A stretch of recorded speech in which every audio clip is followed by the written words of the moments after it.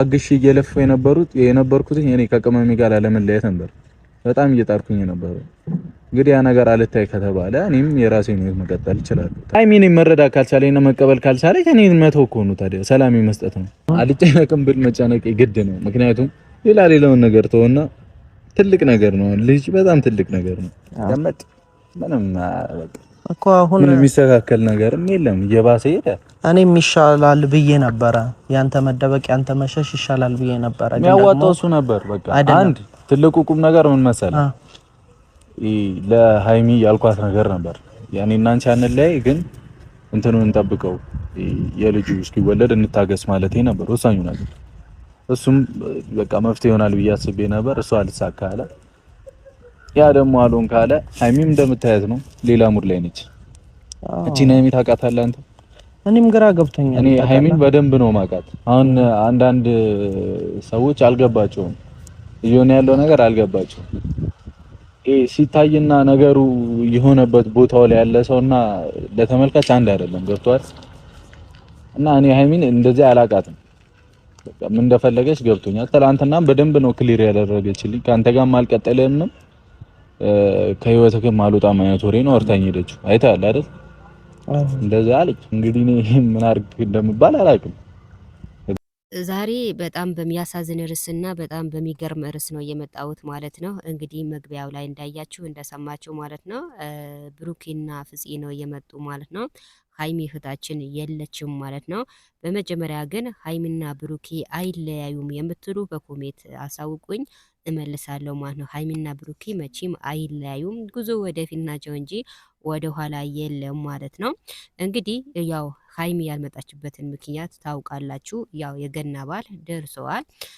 እንግዲህ ያው የተወሰነ ቀናት ነው የሚቀራቸው። ያው ከዚህ በፊትም ተናግሬ ያለው በዓል ሲመጣ ብዙ ነገር ያስፈልገናል። ንጽህና የሚባል አለ፣ ቤት መጥረግ አለ፣ ምግቦች አሉ፣ ሽንኩርቶች አሉ፣ ቲማቲም ማዘጋጀት አለ፣ መፍጨት አለ፣ ብዙ ነገር አለ ታውቃላችሁ ማለት ነው። እና ያው ሀይሚ እህታችን ለዛ ነው ዛሬ ከብሩኬ ጋር የተለየችው እንጂ ለሌላ ነገር አይደለም።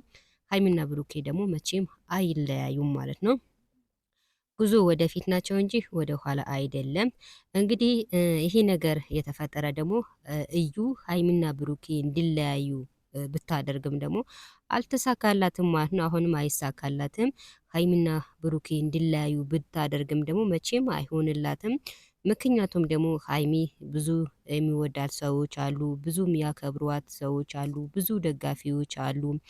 ሀይሚ ስትከፋ የማይወዱ ሰዎች አሉ፣ ስታለቅስ እንባ የሚያብሳት ሰው አለ። እና ሀይሚና ብሩኬ መቼም አይለያዩም። እንግዲህ ብሩኬ አሁን ላይ ትንሽ ያው በጣም ተረብሸዋል። የተረበሸበትን ምክንያት ደግሞ እናውቃለን። እዩ ከህይወቴ ውጪ ከሀይሚ ጋር አታለያየኝ ሲላት አልሰማም የልጄ አባት ነህ ብላ እንግዲህ በጣም ሰላሙን አሳጣችሁ ማለት ነው። ወንድ ልጅ ደግሞ ታውቃላችሁም አሁንም ስጨቀጭቋቸው አሁንም ስታወሯቸው ደግሞ እንደኛ ሴቶች አይደሉም፣ ሰብር አይኖራቸውም። እና በዚህ አጋጣሚ ደግሞ እንግዲህ ብሩኬ በጣም አሁን ላይ ልክ አይደለም ሲወራም ሲያወራም ልክ አይደለም። በጣም ይነጫነጫል፣ ይናደዳል። ግን መረጋጋት አለበት።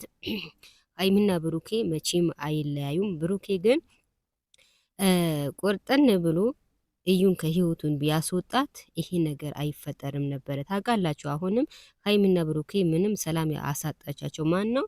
እዩ ናት ማለት ነው። ግን ሀይሚና ብሩኬ ግን መቼም አይለያዩም። እውነቴ ነው የምላችሁ፣ ቅድምም ብያቸዋለሁ። ሀይሚ ስትከፋ የማይወድ ሰው አለ፣ ብሩኬም እንደዛ።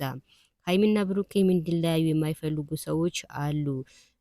ከሚፈልጉ ሰዎች የማይፈልጉ ሰዎች ይበልጣሉ ማለት ነው።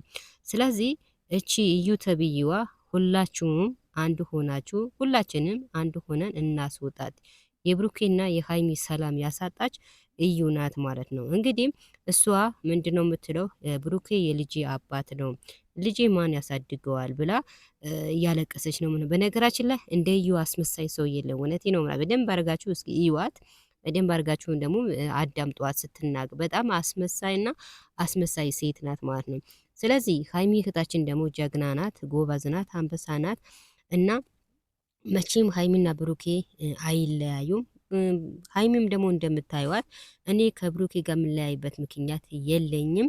መቼም ቢያስቀይመኝም ቢያስከፋኝም እኔ ከብሩኬ ውጭ ወደ ውጭ ብላ ታውቃላችሁ ትናገራለች። ሀይሚ አንድ ቀን ክፉ ነገር ተናግራ አታውቅም። ሁላችሁም እንደምታውቁ ሁላችንም እናውቃለን ማለት ነው። በቃ አሁን በህይወቷ አልወጣም ያለች እዩ ናት ማለት ነው። እዩ እምቢ ካለች መገረፍ ለህግ መቅረብ አለባት። የሰው ትዳር ማፍረስ የለባትም። እውነቴ ነው የምላችሁ። ኢትዮጵያ ውስጥ እንኳን ሁለት ለመኖር አሁን ላይ አንዷም ለማኖር በጣም ከባድ ነው ማለት ነው። ስለዚህ እሷ ወንድ ያጣችኝ መስራት የሰው ትዳር ካላፈረስኩ ብሩኬን ካላሳበጥኩ ሀይሚን ካላስለቀስኩ እያለች ነው ማለት ነው። መቼም አይሆንላትም፣ አይሳካላትም። ስለዚህም ሳታብድ ራቆቷ ሳትሄድ በጊዜ ጨርቋን ይዛ ብትወጣ ይሻላታል እላለሁ ማለት ነው። እና ቤተሰቦቼ አቮካዶ እየበላሁ ነው፣ አብረን እንብላ። እስኪ አቮካዶ የምትወዱና የምትጠሉ ካላችሁ በኮሜንት አሳውቁኝ። ቪዲዮ እስከ መጨረሻ ከተከታተላችሁኝ ማለት ነው። እና እኔ አቮካዶ ውስጤ ነው። አቮካዶ በጣም ነው የምወደው ማለት ነው።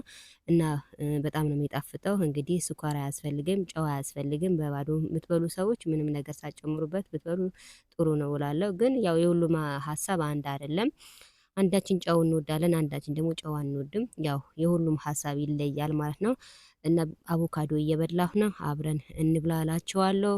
የማትፈልጉም ደግሞ አልፈልግም በሉኝ፣ የምትፈልጉን ደግሞ አዎ እኔ እበላለሁ በሉኝ እና ልክላችኋለሁ። አለ እናንተማ መብላት የለብኝም ነው የምለው። እና ቤተሰቦች ከሀይሚና ከብሩኬ ጉዞ ወደፊት ሀይሚና ብሩኬ መቼም አይለያዩም። ምክንያቱም አይለያዩም።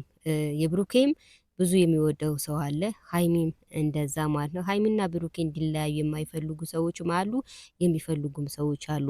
መሆን ያለበት ሀይሚና ብሩኬ እንዲለያዩ የማይፈልጉ ሰዎች እንደዛ መሆን አለበት። ሀይሚና ብሩኬ መቼም አይለያዩ፣ ጉዞ ወደፊት ናቸው እንጂ ወደ ኋላ የለም። ነገ እኔ ነኝ ባለ ቪዲዮ ትመጣለች፣ እመኑ። ለምን መሰላችሁ የጠፋች?